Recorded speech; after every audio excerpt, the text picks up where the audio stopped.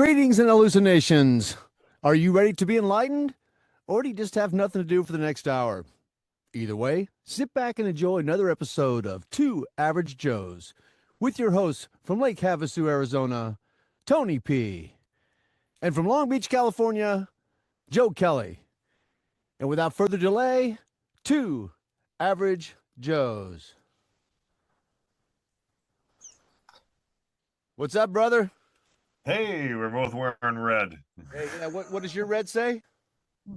Mine says elbow room, food and cocktails. Mine says 2026 champions, SEC, Georgia Bulldogs, go dogs. Huh. Ugga, ugga, ugga. Oh, don't make me start singing "Who Let the Dogs Out." Well, we got a couple things to talk about, I guess. I mean, it's first we got, my computer took a dump twice, and yesterday I was watching Sky do some things, so I missed the last part of the hockey game. But I watched it, replayed it, so I was pretty happy with that last minute and 40 seconds of the game. I'll tell you, I mean, both games, women and men's, overtime, same two countries, fantastic. Hey, last time that happened was we won was in 1980 was the last time we beat Yeah, anybody, and that was when we beat Russia or USSR, yeah, whatever they call themselves. Those Ruskies, we beat them. that was a big deal. Yeah, I don't think I ever watched it. I know there's a movie they made yeah. I think it's about called it. Miracle or something like that. Yeah. Yeah, yeah, that was fantastic. I mean, I haven't really been watching the Olympics, but I'm all for more medals. I mean, and Canada is no slouch, so the U.S. pulled it off. And actually, it's funny because just before we got on, I was looking at a short clip, and it was when that U.S. goalie stopped that goal just but with his stick. Yeah, I saw that. Hardly any leverage. It's like, Yeah, dude, it's- meant to be at that point. exactly, exactly. But it's nice to But see. I mean, you're looking at the medal count. I think what I was looking at it was that we didn't do too bad, as far as no, things I think go. they're second place to Norway, Yeah. So, and that one, I'm not sure if he's a speed skater or a skier. He was won like six. He broke a record. He's got six gold. wow. Pretty impressive.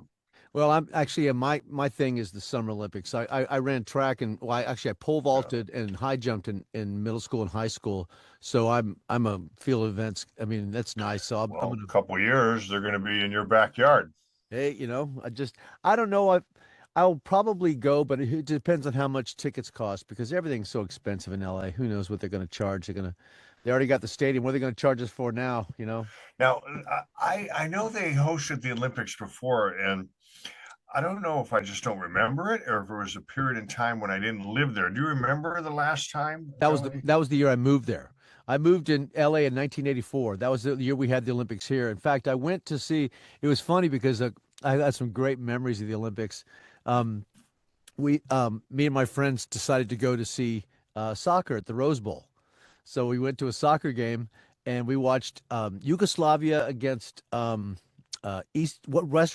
Western Germany or something like that, and so or maybe it was East Germany. I forget who it was. No, it must have been West Germany. Yeah, the guys that were on the other side of the wall. But they we Was sat there with a still a bunch. wall back then? Well, I think there was It coming might have down at been. that time, but there was a I don't know, maybe it was 1980 it came down. I'm not real good at that history stuff. Well, I mean, no, it had to be after 80 because I think the wall came down after the Cold War with Russia. That was Reagan. Right. That was Hey Siri, 80, when 81. did the Berlin Wall come down? The answer is The wall November. 89. comes It was tumbling still up down. because it came down in 1989. Okay. Yeah, so but it was we sat with a bunch of Yugoslavian rich people. I mean, rich mother effers. Right. And these guys were plavi, which is how do you say blue in their language, and that's what their cheer was. Just buying us beer. I'm glad I wasn't driving because I was ripped. And so we ended up And leaving. We left there, went down to Olympic Village down at Westwood. Thought we'd go party with some people. So I'm doing shots with some really, Bulgarian weightlifters down in some bar. what kind of traffic was that? Well, Like, was it hard to get around? the thing was is that it was easier to get around during the Olympics than it was without the Olympics, because I used to live in West LA and I commuted to Black Angus Torrance. So I lived over to the National. That's where I lived, and I had to commute to go Right. work there, and it was hellish. But when the Olympics came about, 45 minutes to an hour to get to work, it was no problem at all. The only time we had to wait was actually getting to Amazing. our event at the Rose Bowl, and that took a little bit of time in line. Right. But everybody left LA, and it Because was that's what I was thinking. How are they going to get around? I mean, it's well, tough already. yeah, well, it's just people are smart. They go, okay, this is the time to go take a vacation because I'm not going to watch any of this stuff. But I had a good time. Right. It was when I first moved to LA, and that was when I started working at. I had moved in, I think February 1st or something. I moved to there, and so then the Olympics was. In fact, the Olympics was just getting underway, and I got a hold of a 1984 Summer Games T-shirt with all these flags on there, and one of Right. the flags at the top is the Russian flag. Well, they pulled out after those shirts were released, and I'd already bought one. They pulled all those shirts off the shelf, so I've got Really? one up in the box somewhere in my closet that's got a 1984 Summer Games with a Russian flag at the top of it. So that's kind of cool, little emblem. And then So you were like one of those kids in Zimbabwe that just got a New England Patriots Super Bowl shirt. exactly. It's like Right. on another thing, but collecting wise, I collect coins, and I'm not talking about rare coins or something. No, I started in 1961, the year I was born, and I've got a mint set of each one, and not proof set, which is made in San Francisco, and it's double struck, and it's more expensive, and it's mainly just silver. But I have a mint set collection set, which is they take all the coins new, they wrap them in plastic, and they sell them as a set.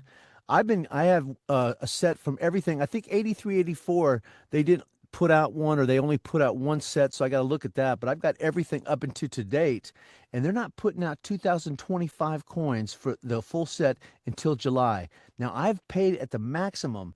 I paid $39.99 for a set of that. You know how much they're going to be this year? $125. Motherfuckers. I mean, it's like I'm going to buy about Well, $8 worth of change for $125. and I'm assuming it's one of every denomination. Yes, it's everything the coin wise, and all the collectors like the Susan B. Anthony's, whatever came out that Well, wise. well, you're going to be getting the last penny.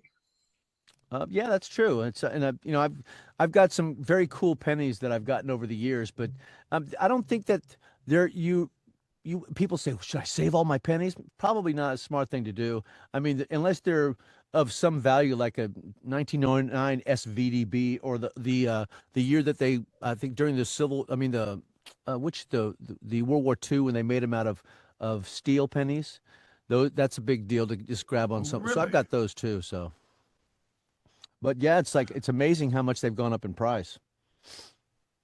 Well, do you keep them in a safe, or do you keep them Well, I just keep them. I'm not going to say what I. lockbox or something Yeah, I from keep them in some fire? boxes. Nobody's going to know where they are, I mean, it's like just something that, and it's my wife says, so what do you do with them? I said, well, sometimes when I'm bored, I'll sit there and open up a box and just pull out a random year, and I'll reminisce of what I was doing that year. It's like think of the coins. It's just what was I doing that year, and where did I hang out, and what was I up to? What were Tony and I getting in trouble with doing? That kind of thing. Right. But it's just, I've always, in fact, I used to have some really cool coins, but I got robbed in Palm Springs. They stole my golf clubs, my televisions, my VCRs, and all my coins. Got everything, fuckers. So, It was when you were working at the Black Angus, or well, yeah, I was working at the Black Angus, but I think I was just I was a manager. I was the manager at yeah, Black Angus down in Palm Springs when that happened. right, Yeah. in Rancho. Yep. And so where you were living, was it a house, apartment? They just busted in, It was or a was house. someone you Yeah. knew? No, I mean, there were some people that were questionable that, because everything over, you've been down there, they call Desert Hot Springs, Desperate Hot Springs. That's where all the meth Right, labs were. And right. so I'm sure that somebody was jonesing for something, because it was only VCRs, televisions, golf clubs, and coins. That's all they took. So, and I had some cool stuff. I had some fully silver sets of proof from and I had some extra stuff from 1976 from the bicentennial editions. I had some really cool stuff of that, but they got it all. That's fine. It's just a thing. I don't really care. It pissed me off at the time, but I had anger issues at the time. So Well, I mean, still, when someone takes your stuff, it's just, it's wrong. I just like to It's be wrong. kissed before I'm fucked. You know what I mean? Right. Excuse my language, Yeah. but that's the way I feel. So hey, let's change over to something different here. Make sure I am recording good. So looking at what happened in spring training today, huh? And also what's happening tomorrow. It's like the Twins beat you guys at 3-0, no big deal. The Tigers and the Braves play tomorrow at 10:05. Tomorrow, eh? Tomorrow at 10:05 Oh. at Cool Today Park in Venice, Florida. That's where the Braves do their spring training. So the Tigers, I don't know if they were playing the Twins up north and then came down, or the Twins, Minnesota Twins. They probably, I mean, where do the Tigers play? Are they in Florida? I thought it was Lakeland, Florida. At least that maybe what it used to be. I don't know if it's changed. I'm not sure, but this facility is specifically the Braves spring training camp. I mean, Wow. it's everything Braves. So they've got a little cash they put into it. So I know they get about eight or I don't know, 8 or 10 teams, maybe more down in the Phoenix area this time of year. A lot of the team, and then a lot of the teams that are local, like the Dodgers or whatever, they travel for scrimmage games. But yeah, because I just talked to someone that had to go down there. Dude, you can't even get a hotel in Phoenix, and they triple the price this time of year. gouge, just Spring like Palm training Springs, is man. huge. Yeah, well, I think that I was lucky because, I mean, I'd rather go to Angel Stadium than Chavez Ravine any day of the week. I don't like Dodgers fans in general. I think they're pompous and jerks, but Angels is more like going to a picnic. And what's nice is that Right. last year StubHub is basically for people who have season tickets and they sell a bunch of their tickets and they keep some. And so I got I think 3 or 4 seats off of first base on visitor side, which is where I want to be for the Braves, for like $45 a ticket. And Nice. so $90. And I looked at the same tickets at Chavez and it was like 265. So that's what I said to Chavez and all your I don't drink beer, and thank God, because I don't want to pay $22 for a stupid beer. I mean, they're just gouging you for everything. So, but I'm looking forward to it. My wife actually loves to go to baseball games, and that's Nice. reason number 12 why I love her so much, You guys get an ice cream in the helmet cup? Well, I Or don't do ice cream anymore. I've been trying to stick away from like we went and had Mexican food last night. Some people came up from Western Minnesota, Western Michigan, like right on the border. They're from really cold place, and there's one of Sue's childhood friends, and met her new husband, and we took them to a place called Lola's over on Atlantic, and they have the some of the best birria tacos I've ever had in my life, and they were outstanding. nice. So, but that's corn tortillas; it's not flour. I'm trying to stay away from flour tortillas and bread Right. and pasta and rice, those kinds of things, and I've been eating some like red potato. Like today, this morning, I just had a couple pieces of sausage and a couple pieces of pork loin. That's all I've had so far Right. today, and I'll have maybe a Right. milkshake later. But I'm not real that hungry. But I'm Uh, losing all do kinds you of like weight. I'm sweet, but do happy. you do the sweet potatoes or do you just do the regular potato? What do you Well, do? I Little don't like reds sweet or potatoes. I know that I'm a redneck, and I grew up with them, and I got sick of them. I just got tired of really? eating. Yeah, sweet Man, they're potatoes. so good for you. Well, yeah, but I eat red potatoes, which are pretty good for you too. I mean, my Yeah. wife loves sweet potatoes, and I'll make them for her. But I said if I make a sweet potato, I'll end up putting, brown sugar and Yeah, cinnamon yeah. and Brown sugar, some little bit of a pinch of some cayenne, butter a and little stuff. paprika. Yeah, Yeah, no, no, no. but I even put a little cumin. well, that's interesting. Yeah, nice little touch to that. But I'm just my habits have changed food wise. I mean, I've found some Well, results that I what stick with. about like what about whipped? Like would you because when you boil them and whip them, it has a whole different flavor profile. But Yeah. Well, what I've been doing lately is like I bought a pork tenderloin roast and I cooked that in a bag with some a lot of rosemary, just rosemary and garlic, and then I cooked it to about 135 and not 145, but I wanted a little pink still because what I do is I slice it real thin, and then I take it and put it right next to I'll chop up red potatoes and some bell peppers and onions and roll it in olive really good olive oil, excuse me, and then I'll throw it all in the air fryer, cook that all together, and that's so it cooks the pork up to where it's supposed to be, and that's a decent meal for myself, and that's what I eat a lot of. So, Well, it's funny you mentioned pork loin because I finally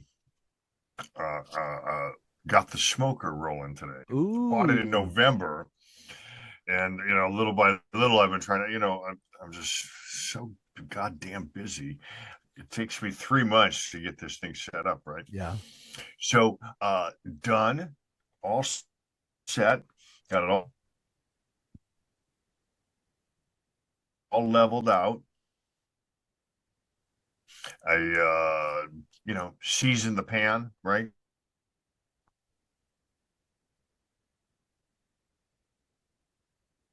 You're locking up on me here, Tony. We're experiencing some technical difficulties from Lake Havasu right now. Please bear with us as we try to locate the problem. I will stop recording for a moment here. Are you there? There we go. We're back in line here. So it's good to have you back with us. Thanks for that. And that was a pause from our sponsors. And welcome back. Yeah. So no, I was gonna say, so like, what do they call that? Like a glitch? Like if it was like if we were in a matrix. I was still talking. I don't know how much got recorded. You froze, so I knew what was going down, but I'm like, oh, I'm going to plow through with my comment, right? Just in case, because I never know whether it's still recording properly on your end. Well, what I would say is please repeat that comment for me because I heard nothing except this is what I So what saw. happened? So what happened on your end? Did it just drop out? It was like, Same thing. I did the yeah, same thing. I it froze froze. up. But see, the thing is I've got amazing internet. I mean, so I know it's Havasu that's doing this here. I'm sorry. Oh man. no, it's definitely me. In fact, I'll tell you, I've been thinking about looking at that. Is it Skylink? Mhm. I'm thinking of going over to the Skylink. I think it'll just be stronger. Again, because where I'm at, the internet comes on what they call the T1 line, which Right. is the phone line. Right. The one that's hanging in the fucking air. So, and it's windy today. So I know what's going down. Yeah. But I think with the Skylink, which is completely satellite, that would not be affected by weather. Would not? What say you? Well, I mean, there's nothing's fail safe. I mean, there could always be a solar flare, and which happens all the Right. time. And that's sometimes your phone goes out. You go, what the hell? But it's just a little pulse that comes from the radioactive pulse from the sun, and Right. I mean, actually, in the 1800s, they had a really big solar flare that fried all of the telegraph lines. They had to redo everything. It was Really? pretty bad. Yeah. I mean, that's the one thing they say. If we ever had, there's a show that was called, I think, Evolution or Revolution or something like that with Gus, Gus Fring from the guy that plays Gus from, Yeah, from Breaking Bad. yeah, well, he was the lead role in this other show. And what Really? happened is, and it was a scenario where we got that big pulse again. And what if that happens, it'll fry every electric system in the world. I mean, we'll be shot back to 1700s with horse and buggies, It'll be I ugly. think he was like literally maybe supposed to be in one episode, possibly two, but he had such a strong presence to the show. They just kept him on, right? Keep him on. One of my Talking favorite, like I'm back in Michigan, kept him. there was a commercial last year that they had, or no, I think it was at the Super Bowl last year. It's called Popcorners, and they're like little triangles, and Yeah. they had you have to look it up on YouTube, but it was Jesse sitting there looking down, and his POV coming up, and he's eating one, and it's like they're cutting the crack when he was teaching him how to make the stuff in the mobile home, but Right. you got to check it out right now. This week I'm gonna figure out how I can put up YouTube so you can watch it while we're doing this because I think that would be pretty cool. Yeah, because I'm going to YouTube right now. Oh, what? Look what's on YouTube, my friend. Riverside, what do you know, huh? I posted our first interview. We are Wow. live 5 minutes ago. I was going to surprise you. Ah. It's like an anniversary. I'm blushing sharing this news with you, but my friend, This wasn't the one you just uploaded because I haven't had time to edit that. It was the previous one where it was before Super Bowl. We were talking about the playoffs, but I watched the show last time. I'm like, okay, I'm going to edit this one. I've got to get one up on the air. I didn't have to edit anything. Wow. It was a fantastic. I was even laughing, and I knew what was coming, right? But there was one line that fucking made I laughed so hard I had a tear in my eye. And so I named, and I'll see if you remember the comment. You don't have to remember, you don't have to know it, but the name of this episode, our very first flagship published episode, is "When Will They Start Eating Bacon?" Because when I was watching the video back and we got to that point, we were talking about Animal Farm, right? And you were talking, you made that comment. I swear to God, it was in my desk and I was laughing for like 5 minutes. I'm like, that is so funny. When will they start eating bacon? So I'm like, rename, click, click, click, click, click. That's the name of the show. Very cool, man. I'll look forward to looking at that. Yeah, check it out. See how it came out. I haven't even looked yet. It literally just finished processing as we were going live.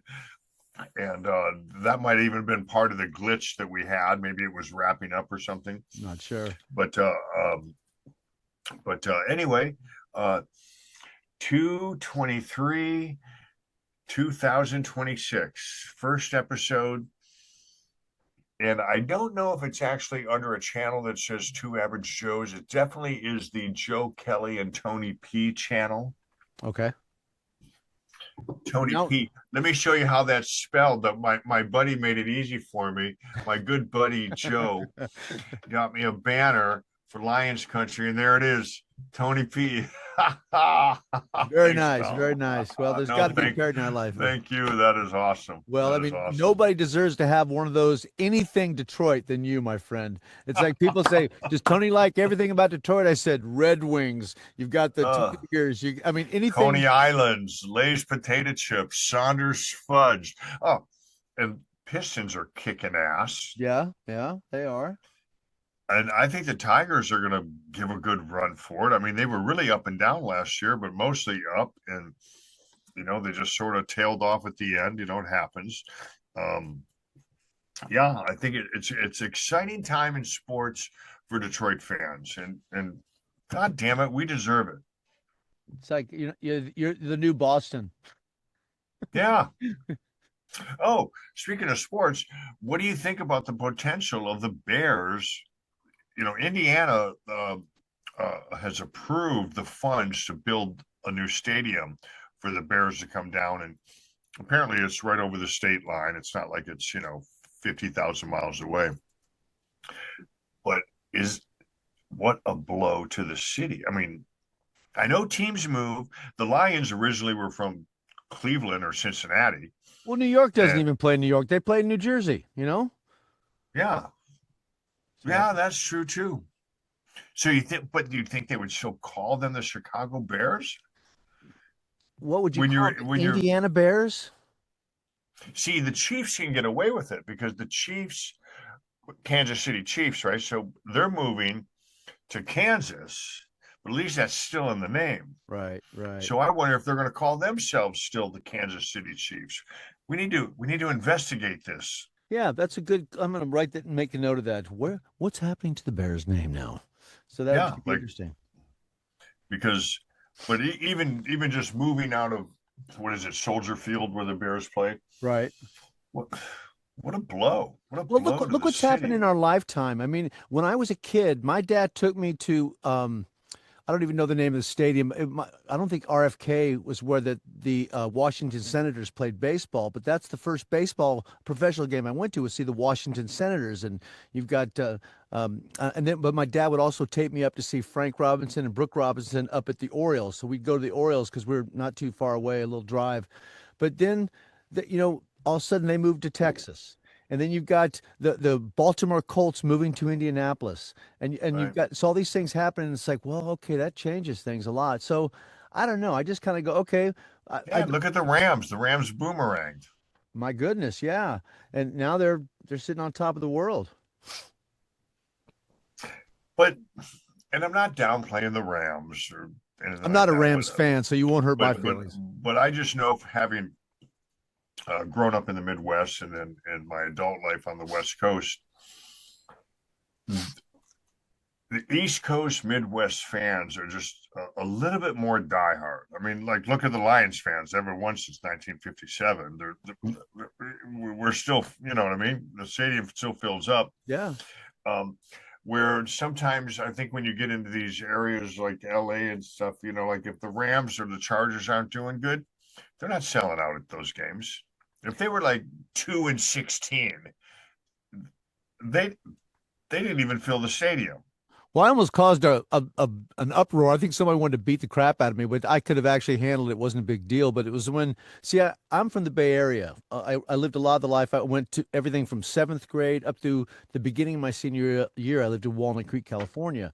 So my dad did not want, I mean, I went to a couple of 49ers games, but my dad was like, nah, I don't feel like driving. Let's just take Bart into Oakland and we'll go see the Raiders play. So my dad was a big, and this was during the George Blanda. You've got Right. Ben Davidson, all those guys that were diehards. I saw all those guys, and the coach was John Madden. So I mean, I saw some really cool Right. things there. But then I come to L.A.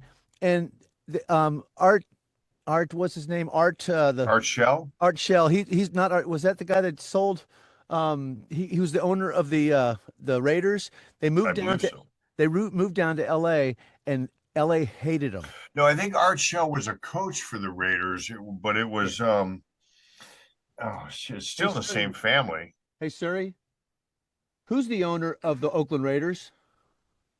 Mark Davis is the owner of the Oh, Al Oakland Davis. It was Al Davis. Yeah. Slimy Well, Jabba the he's Hutt. Al. dead, but Oh yeah, I but his think son now. yeah. But it's everybody in LA hated them. Then all of a sudden they won a Super Bowl, and then they were LA's team. All the banners, LA's team Yeah. Raiders. And I go, you fucking fickle human beings. And I said that Right. standing at the service end of the bar in Torrance, and everybody's like Right. turns to look at me, and I'm like, are you kidding me? You all hated them a year and a half ago. Now they're your team. You guys are so But fickle. yeah, and look at it, the same city, right? Rams leave, come back, Raiders come, leave. I mean, it's like, and then you got San Diego playing up in LA. It's Right. like When I made a comment, I said, look, here's the difference between me and you. I said, I've been a Redskin fan all my life. So if I were to hypothetically put a bumper sticker on my car, it would be one thick. Yours is about 8 thick because it changes every right, year. You change it to a right, different team. I hate that. right, I hate that. right, Hey, you love your team when they suck. You love your team when they do well. right, right. My license plate covers Red Wings. I would have done the Lions. I just thought the red and black looked better on my white car. Yeah. You have a red car? A white car, white. What kind of car do you drive?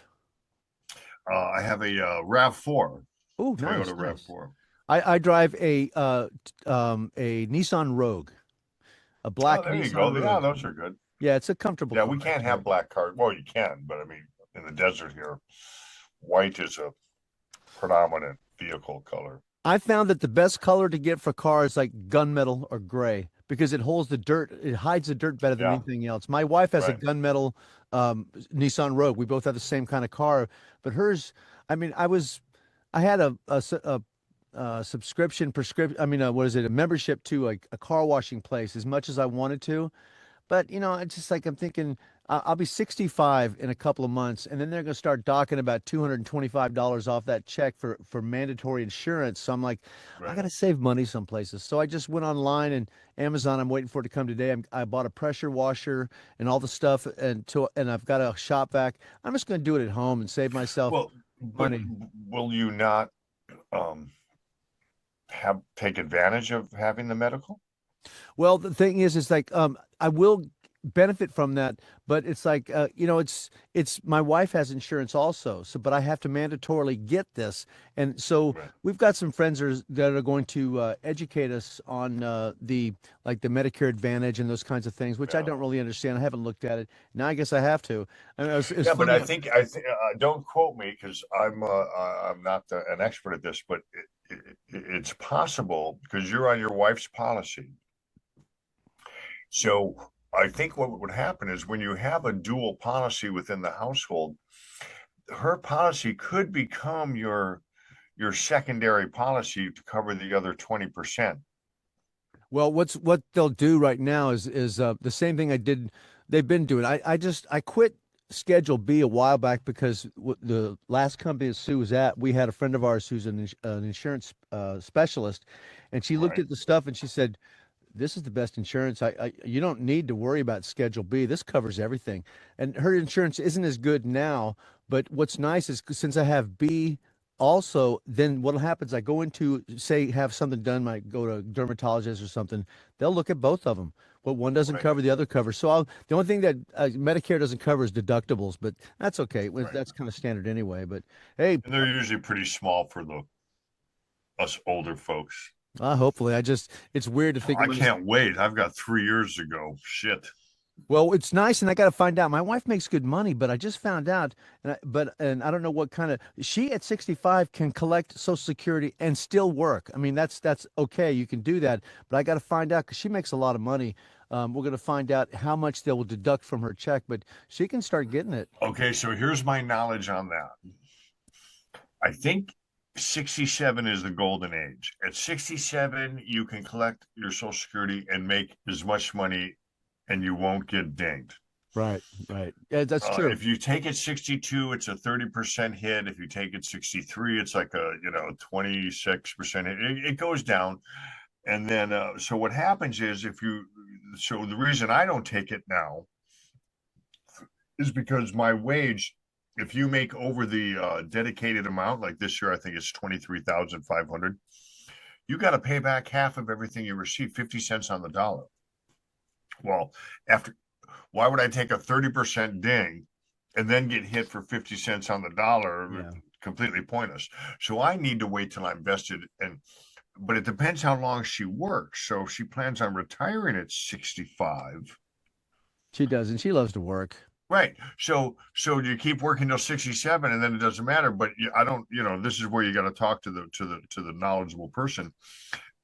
Would it behoove her to even start taking that Social Security prior if she's got to give half of it back? But there's a buddy of mine who's on disability also, and he said, dude, his wife is a CSI for LA Police Department, and she makes bank. Yeah. In fact, she was one of they had this, I don't know, this cold case that she had solved based on DNA because they started mandatory DNA swabbing felons, and she matched DNA from a father, an uncle, or something to someone who had done crimes years ago and was in the news and stuff. She's a pretty smart cookie, Megan is.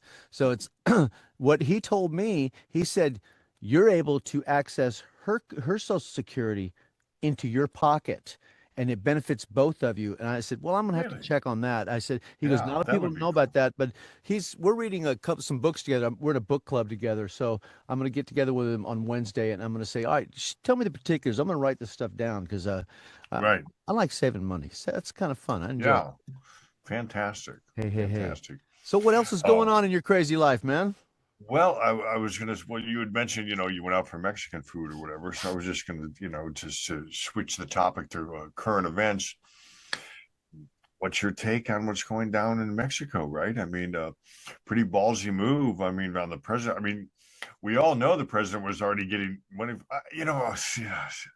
Part of me doesn't even want to talk about the cartel because it's like I hate to even say that word. I don't want all of a sudden, or so, but.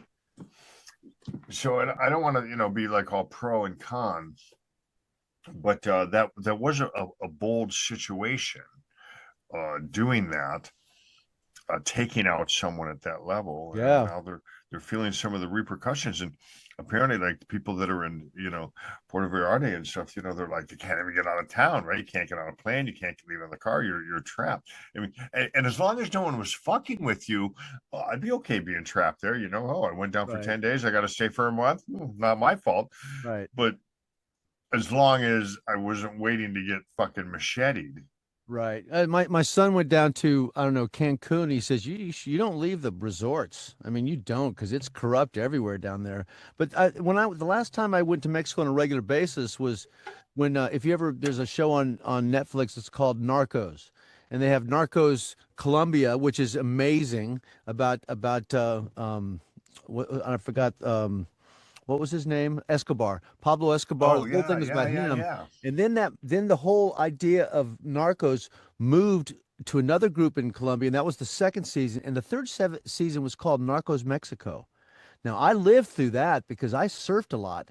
And so we go down to La Fonda. I don't know if you've ever heard of that. La Fonda is right there on the beach coming down past Rosarita Beach. There's La Is Fonda. that Jane LaFonda? Or Jane, da, da, da.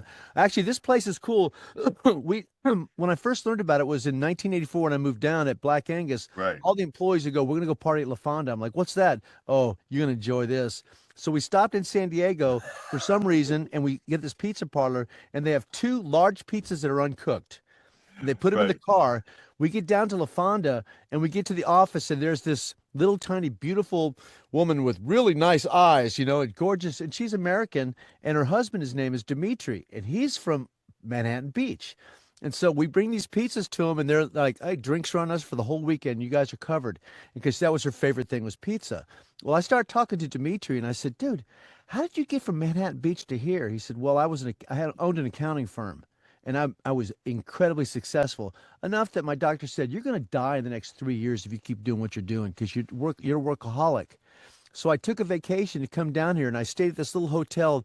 It was called La Fonda, and he says, "I liked it so much, I bought the fucking place. So I own it now, and this is what I do now. I own La Fonda, and every person I've taken down there has just fell in love with it. It's wonderful. So when we go down to K37 or down La Fonda to surf, coming back, you're waiting 3 hours at the border, and then you see these black Suburbans shooting by you with lights on and stuff. That's all that narco stuff that was going on. Where Wow. the Sicario, the movie Sicario, that's exactly what they were doing.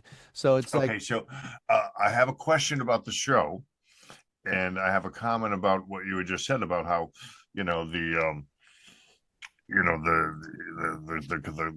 involvement down there, as far as the guy that moved because his doctor said, "Oh, you're going to die," but if you're working and you're doing something that you really enjoy, you really love, even if you were doing it, 80 hours a week, 100 hours a week, I don't think that would kill you. I think that is almost like exercise, physical and mental.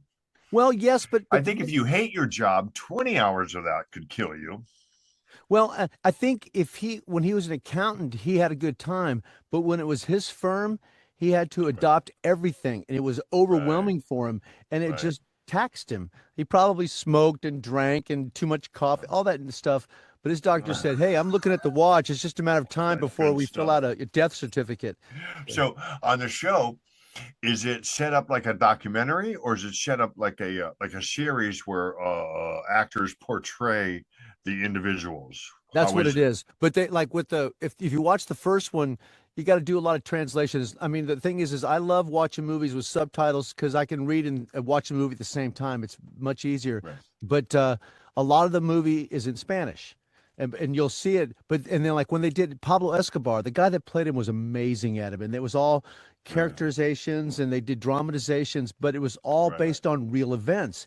And then they would have like when the cartel kind of took over Medellin. They took it over, and you see the tanks and the gunfights and stuff. That was all real footage. So they used a lot of real footage along with the stuff. But when they like the first time Pablo Escobar got arrested, he thought it was a big joke.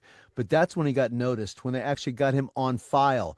And so right, the guy that if you look it up in Pablo Escobar's first arrest, you'll see him kind of smirking with holding on to the card. But if you right. watch the movie, they did a perfect job of portraying that exactly how it happened in real life. So it's a great dramatization. It really is. And it's very It's sort accurate. of it's sort of wacky, like when you think about a lot of the mafia people that they didn't get away, they didn't get put away for the murders or the crimes they committed. They got the tax evasion. Well, So the that's whole time these yeah, guys were covering their tracks physically, right, like, oh, I didn't pull the trigger, right? And no one heard me tell someone. right. They didn't cover the money. No, it's And I mean, I guess you can only launder so much dough. I mean, I don't know. well, Pablo had made so much money that he had to bury millions of dollars, and then they were finding it years later, and it just deteriorated because it just fell apart.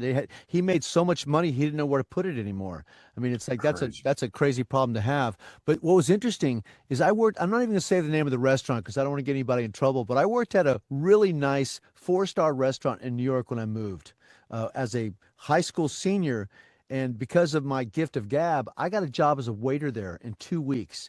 And the guys around me are going, "How the hell you do that?" I'm like, "Because I know what I'm doing. You know, I'm a restaurant person in my blood." Because I walked up to the maitre d' and said, "I'd like to get a job as a waiter," and he laughed at me. He says, "There are people waiting to get in line." I said, "I'll make a deal with you."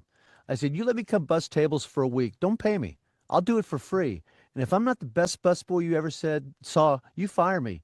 But if I am, you give me a job as a waiter." And this guy smiled and goes, "I like your moxie. Yeah, come on in on the Friday." By Saturday evening, I had 3 shifts training the next year as a waiter, next week. So I worked at, and I met people like Jason Robarts and Robert Redford and Howard Cosell. Really? I bullshitted with Howard Cosell on the stairs about the Was Jason smoking a big cigar? Wasn't he a no, no, cigar smoker? not at all, because it was in the dining room. But what shocked me was that Robert Redford, I didn't realize how potted out his face was. He had bad acne when he was a kid, and it looked like just craters. It was, and so Really? Because yeah, he was such the handsome Hollywood, they just filled in with a little putty is what they did, just like makeup right. galore. But I mean, good. Gord looked at he had great features, but he had a bad They face. say Bill Murray is like that too. But what was what? Yeah, I've seen pictures of him on. I saw Joe Rogan. I saw him without makeup on. But what was interesting is that this one guy in the kitchen was getting screwed with by a French chef named Jean. Buddy. And I what I did to this, I told the chef, I said, "Who the hell you think you are messing with this guy? He didn't do anything wrong. This is the guy who did it, not him." And he's like, "What's right? I'll fire you." I said, "Fucking fire me. I don't care, dude. I'm a Right. high school senior. I don't give a shit. I'm graduating soon anyway."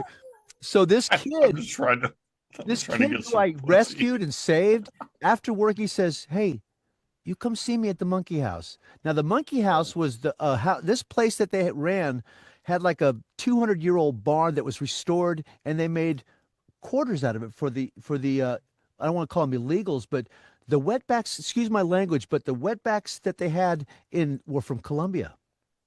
They were the Colombian workers. And I didn't realize that till I watched Narcos. And what happened is they would run, and this guy ran coke for the mafia. I mean, for the Colombia cartel. Because when I went into his room, he pulled bedside table, opened it up, and there was the amount as big as my hand, like this, Wow. of cocaine. And it was kind of stuff that you snort and you go, "I can't feel my face. I can't feel Right. my face." And it was pure. So, and then he gave me some as a gift for going away. And I actually got high with some stewardesses on the plane. That was kind of fun. But I mean, this guy, when I started watching this, going, "Shit," he was a coke runner for the Medellin cartel up to New York for their people. And so it's just like being that close to crime was interesting. And the mafia came into where I worked all the time, and they would leave their limos running while while they were eating. And Right. one of the busboys was stupid, and they had these antipastos plates, and he doused it with Tabasco as a joke, and he got it to the wrong table, and it hit that mafia table. They were so pissed, and I mean, I'm not saying something happened to him, but I know the guy was fired, but I never saw him again. I never once saw that guy ever again, even in school. I mean, I didn't go to school with him, but around the local areas, nothing. And I'm wondering if maybe they Wow. said goodbye to him or something. But it was Yeah. an interesting time, is what it was. But yeah. So anyway, back to the food thing. We let me see. What do you when are you smoking your pork loin? So I had two half St. Louis racks because they weren't like, you know how the St. Louis rack is sort of that big Fred Flintstone piece of Yeah. meat. Uh-huh. But I've been getting meat recently from that butcher box, and it's all grass fed and stuff like that. So the St. Louis ribs came in like a half a rack, 2 packs. So I have two half racks of the St. Louis, and then the pork loin roast, which is like a center cut. Right. So it's not the small loin. And I know that's tough to cook because that might dry out. I didn't know whether to put water in the pan below it. You do. I know technically I should be pulling it after 3 hours and wrapping it in foil and putting it back in, but I'm not going to be able to do any of that because I'm not there. I'm here with my good friend Joe Kelly. Well, what So I would it's going to recommend is come like out how it comes out. You know what I mean? I'm put just apple doing it. cider in the bottom of it. Apple cider. Yeah, but like I said, I left it dry this time. But it did have a good layer of fat that I didn't trim off the top of the roast. So I was hoping that that would be enough to drip. But I figured, well, worst thing if it's dry as fuck, I'll shred it and put it in some juice and make some tacos. Or who knows? Or I'll pho, figure it out. the pork pho or something. But I do know that the correct way. Um, I think they refer to it as the 3-2-1, especially with ribs. 3 hours cook, 2 hours wrap in foil, put back in, 1 hour sit. Right. So I know I fucked that up 6 ways to Sunday. But as long as you it can is get it in, if the thing about ribs I always found is that if you cook them in, I mean, just take an hour and a half because it's only about an hour and a half that smoke is going to penetrate the meat anyway because you're going to get a right. crust on it. So as soon as that hour and a half's done, take them out, wrap them in tin foil, and you're set.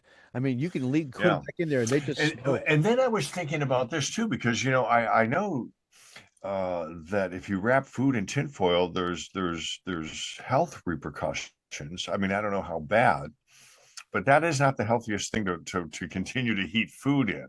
Now, I don't know if that happens at that low temperature, so I'm probably okay. I think that might be a higher temperature thing. What say you? You're more the chemist. Well, what I would say is that just about everything we do in life is going to kill us. I'm going to enjoy myself along the journey. Yeah. Now, I don't. I'm worried about the foil and not the fucking fat-filled pork inside of it. Is this going to hurt me? Well, I don't know. Yeah. That big thing of fat you just put in your mouth might be worse for you. Yeah, I don't want you to make that pork bad for me. I mean, come on. So anyway, I look at it as a trial run. I look at it as a seasoning of the smoker, right? Something in there.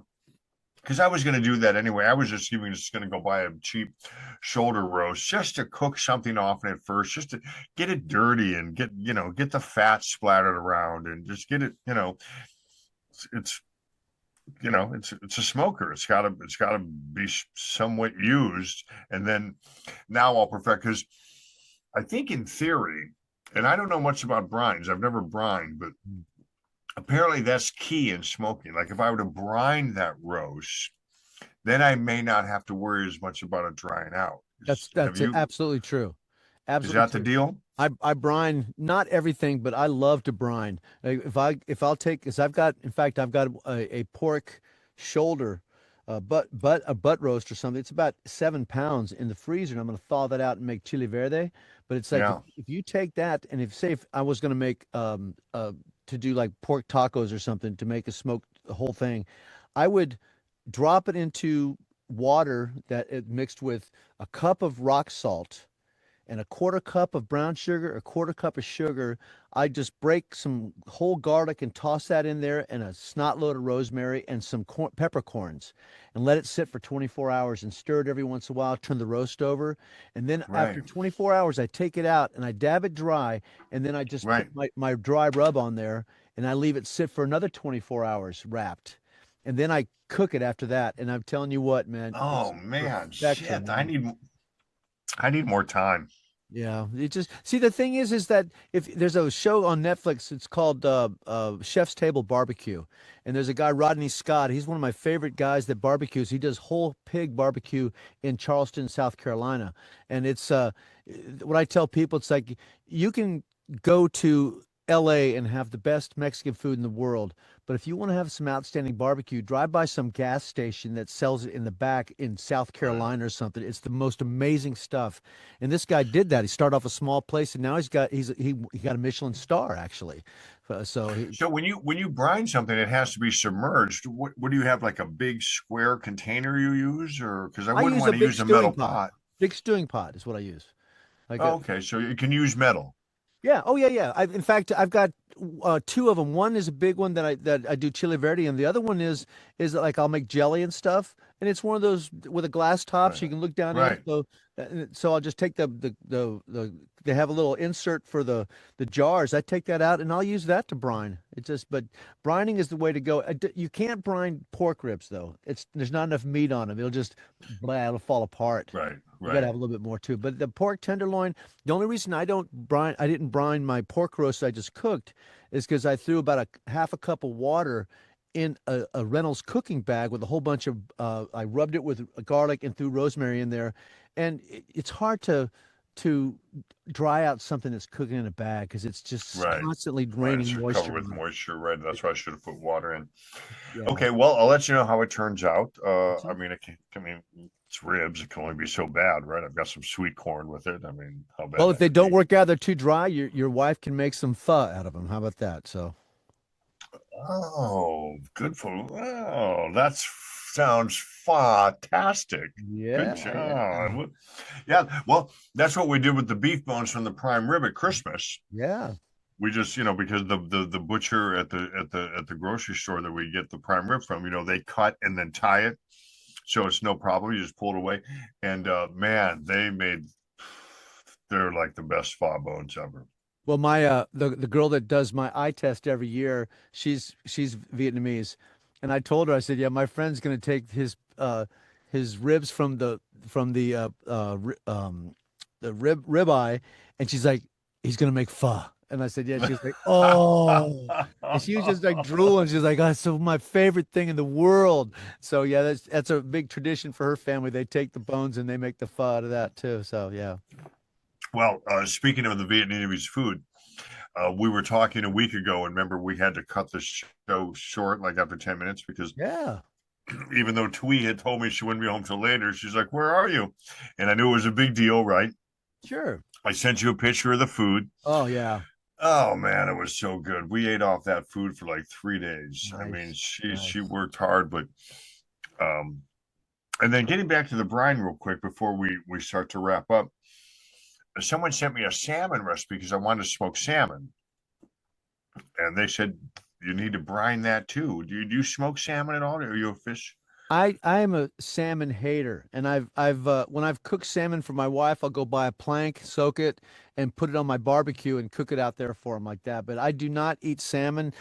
Maybe once in my life I've had it, and I don't like oily fish that much, and it's just like I mean, I've gone to somebody's house and they have smoked salmon. He's Jewish, and he'll have bagels and lox, and I'll Yeah, just stop at the deli and get some fresh cut roast beef. I'm like, could you put that on that for me? I don't want any.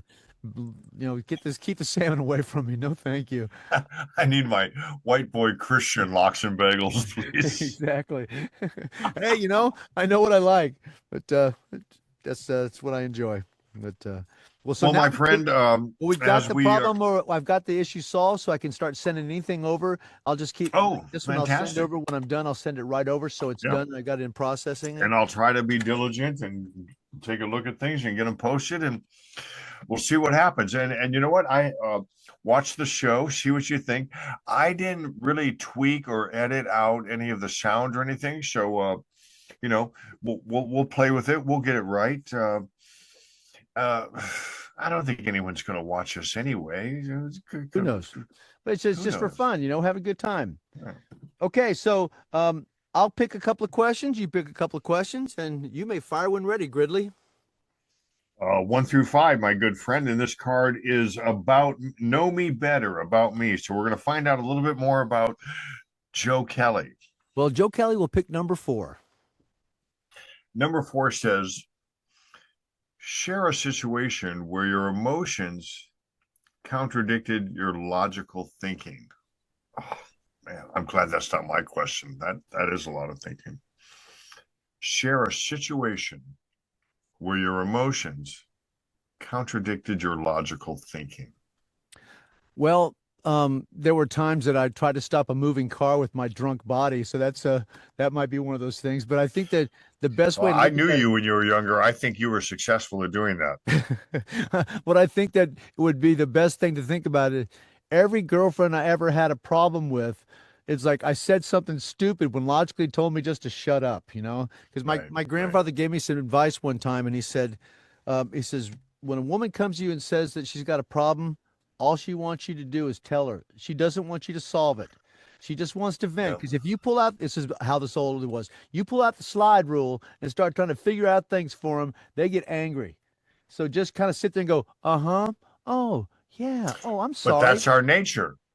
It is. We fix things. We're fixers. That's our nature. It is. But I would say that um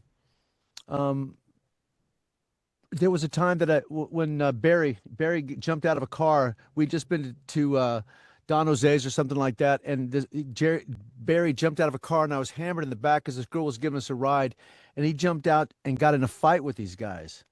And the logic part of me said, you can't, as drunk as you are, you can't get out there and even really help him. I mean, you're just gonna he's stupid enough to get involved. Don't get involved into it. But stupid Kelly, drunk Kelly gets out, and I'm trying to throw punches, and this guy had a ring on, and he took a chunk of my nose out. Oh, Boom, shit. knocked me down, and I mean, I couldn't even fight. I was so drunk, and I was a pretty good fighter back then. But it's like, Right. I was going to say, I would think even fucked up, I'd put my money on you. it's like there were times what's nice is when you can fight well and you got your where when there was some situations that happened like at Lake Forest. Man, the bouncers loved me. All my bouncers that I hired, they were all from El Toro when it was still around there. So Right. we got into a couple of brawls, and they're like, "You'll just mix it up, won't you?" I'm like, "This kid." Oh, I remember those dudes. I hired them as well, and they were all like no neck Yeah, yeah, Marines. yeah. Right.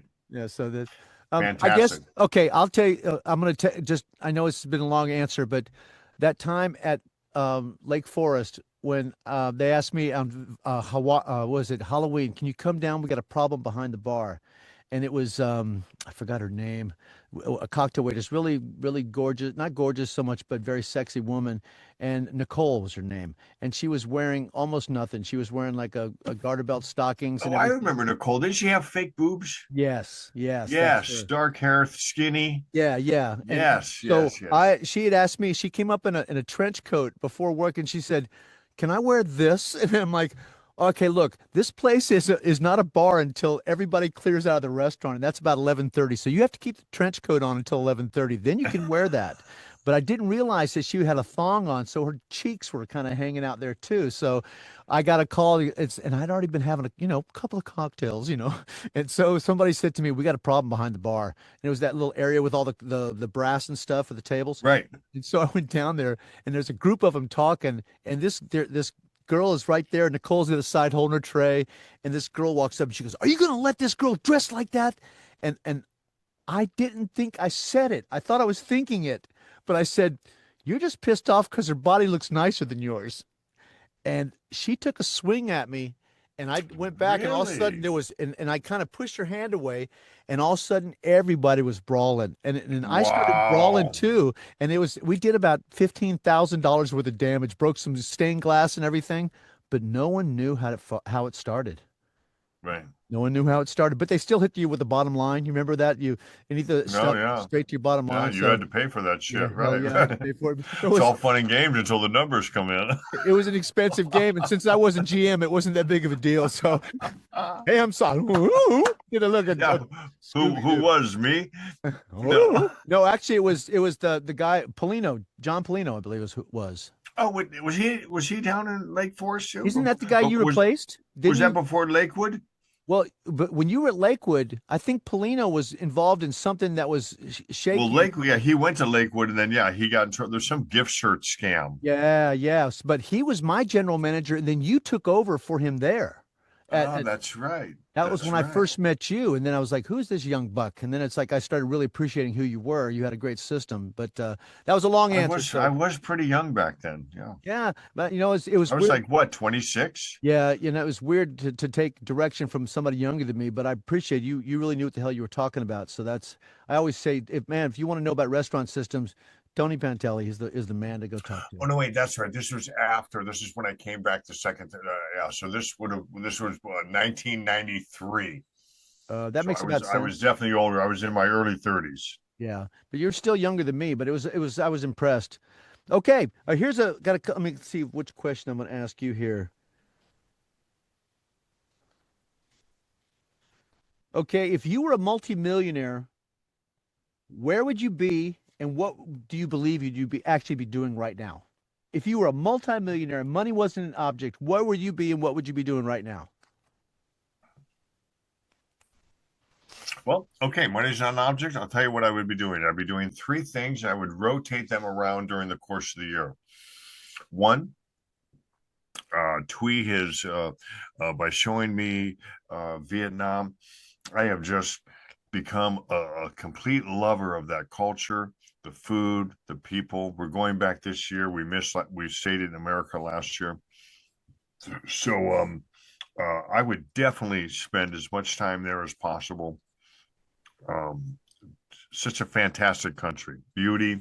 My wife's Lush son is on his way beaches. on the 7th. He's going to Vietnam for 2 weeks by himself. Oh, dude, and you can't spend enough money. You're like an NBA player at a strip club, and and it's just phenomenal. I mean, you go to breakfast, it's like 85 cents, $1.60. You get a coffee, it's like 60 cents. Our money. Right. It sounds like a lot in their money. Like my very first day there, I walked down the street to get a coffee carts everywhere. How much for the coffee? Black coffee, please, large. 12,000 dong. I'm like, what the fuck? but then to calculate it out, it was like fucking 55 cents. I'm like, oh, okay, here you go. Here's $2. See my wife was actually happy to hear that because I told her, I told Gary too. I said, "Look, dude," I said, "My friend is married to a Vietnamese woman, and they went to Vietnam, and he absolutely loved it. He says it's clean. It's not like going to Thailand where everything is so corrupt." He goes, "They want you to be there because they make money off of you, and they want you to be happy and comfortable Well, where they are." and I haven't been to Thailand yet, but I've investigated both, and I think the main difference is Thailand is still a free country. Hmm. And you don't need a visa or anything. And Vietnam is a communist country. My experience, even though more and more and more Americans are going there, so I even hate talking about how great it is because I like to go there also to get away from the fucking Americans. But the Europeans definitely know how cool it is. Ton of French people, ton of Europeans, and quite frankly, a lot of other Asians. When we're there, I see busloads of Taiwanese and Koreans and Chinese and Japanese. They all fucking love it too. Nice. The beaches are fantastic. Then I would want to spend someplace I've never been, but my culture, my heritage would be. I'd want to spend some time in Greece, right? Amen. Go to the Amen. island, be on the village, eat the fresh food. Everything about going to a foreign country is about the food to me, for one, because it's so much better than ours. And after that dish that I just mentioned, my third place would be I'd want to see more of the U.S. I love this country. It's a beautiful country. There's so many different uh, uh, arenas of food and culture from the South to, like going up to like Maine and getting the lobster rolls. And, it's just fantastic. Yeah. And that trip we took this year to Yellowstone and Mount Rushmore and then down through the Rockies into Utah is just a glimpse of how great this country is. Yeah. So I want to get to the South. I want to get to Louisiana. I want to have some gumbo, right? I want to have some jambalaya. Yes, you do. So that's it. Those would be the three places I would go back and forth to those, and it would only when I landed in America, it'd be in an RV, and then I'd be on the road. Boom. Right. I wouldn't have a stable location. In Vietnam, I might have a stable location because it's affordable, and then fly around. And then in Greece, again, I don't think I'd have a stable location. I'd go island to island to island. Yeah. And not Athens. My dad told me, he goes, if you ever go to Greece, Athens is like going to LA. But I go to Athens for the sites, though. I want to see the Parthenon. I want to see some things like that. And it is true. When we go to Vietnam, she's from Saigon, which is now called Ho Chi Minh City. We still call it Saigon. Right. And that's the biggest city in Vietnam, 10 million people or plus. And so there are parts of that are cool to see. But I'm telling you, when you get out to the countryside and the beaches, that's where the beauty is. Nice. And I want to go see some of the rice field. It's just something like that is just so amazing to see. Yeah, I agree with you. That would be a lot of fun. Very cool. Nice choices, my friend. Well, look, it is time for us to say goodnight. I'm going to save this card for the next round. Okay, and I'll save Okay, my my buddy. I appreciate it. I'm glad we're live for the first time. We're actually on the air. People are going to be watching this nonsense, but who knows? You know, there's a lot of people that are living down in mom and dad's basement, and it's boring. There's so many fascinating things on the tube. They might come across us and be like, yeah, these two average Joes pique my curiosity. Now, what I'm going to learn to do this week is I'm going to learn to infuse YouTube videos on there so we can watch things, talk about things. Yeah, I'll figure out that because I got the music thing down. I just thought we'll do Olympic theme today for this one, so that was why I used that. But hey, I'm looking forward to next time. What I'll do is this has to upload down, and then when I come back from working out, I'll just download it to Riverside. So we'll have today's gig already on Riverside, my friend. Fine, and I'll work this weekend to going through them and getting them up. But I'm almost of the mindset of, you know what? There'll be no editing. Because with me, we're two average Joes, and it just comes out. We say what we say. It is what it is. We're not, I'm not looking for any sponsors. Well, maybe one. Hello, Natural Light. So, hey, to all of you folks who happen to be watching us, your millions of fans that we have already, we just want to wish you a happy and glorious day. I say go Braves, and you say go Tigers. Tigers. Okay. All right, guys. I'm going to wait. Actually, right now, let's make sure the Pistons and the Red Wings stay on course. Okay, there you go. I've lost interest in a lot of sports because I occupy my time with so many things, but I can't get away from baseball. Baseball is always there for me. And they took my team away from me in football, so screw them, I'll always be a Redskin fan. Always. Apple pie and baseball. There you go. Sounds great, brother. All right, man. Okay, you have yourself a beautiful day and evening, and give your wife a hug and a kiss for me, okay?